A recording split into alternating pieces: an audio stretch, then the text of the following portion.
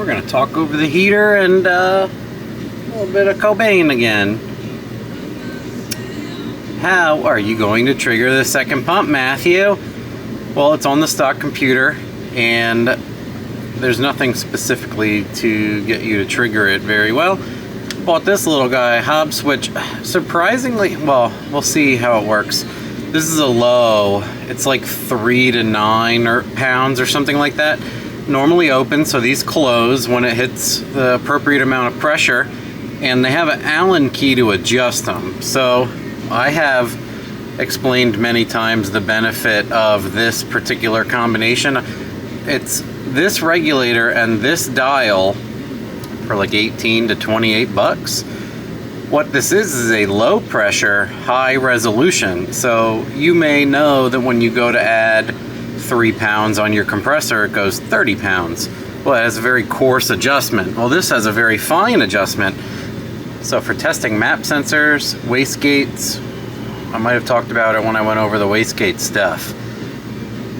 What we're gonna do is hook it up to this hobb switch and make sure it comes on at like 3 pounds, 6 pounds. Good area to start, in my opinion. So we'll hook all that up. Hook this up to this thing and the air line from the compressor to that, and then we turn this up until that moves and this clicks. Turned off Cobain. So if you don't have these little alligator clips, you can buy them in giant packs.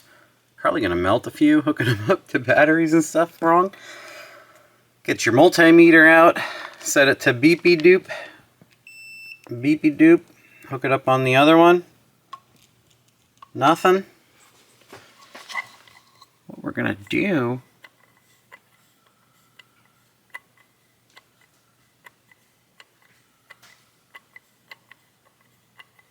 see what I mean about many turns? Well, I mean, once you get it up against it, I think it moved a tiny bit. Yep.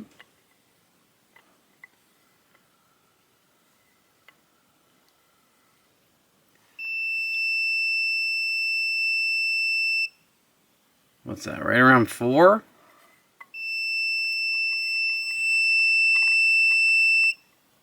Yep, we're gonna leave it go. 4 PSI, I don't even want to mess with the lock nut on the top. Once it starts going in, kick on the other one.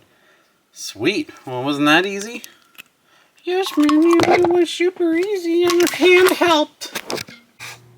Just for fun, so I have all these eyelets from Monkey Fab. I'm gonna get ones that fit this very nice, and then I'm going to try to, I have varying size shrink wraps. I'm going to try to shrink the whole thing, and then I'm going to put a 2-pin DTM connector on the top, so it's like unpluggable, movable, needlessly nice on the bad truck, or the, you know, the not so, how do we put this in a way that it won't hurt the truck's feelings?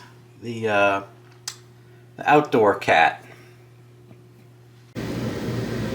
Another one we'll quick go over, since the car is outside. It is super cold and I wanted to clean up more in here, and not, the car is going to be 18 degrees if I bring it in here, so maybe some point tomorrow I'll get it in and get it unfrozen, because that's going to suck.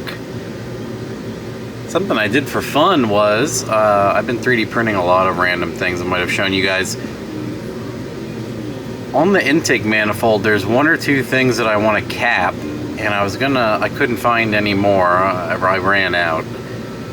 I thought it'd be funny if I just designed like a super simple TPU cap, and then I made it fit 3/8. You could jam it on here, but you're gonna have to cut it off or something probably. I don't want to mess with it like that. I want to plug it into the intake then. I'm waiting for my map sensor and a bunch of other things.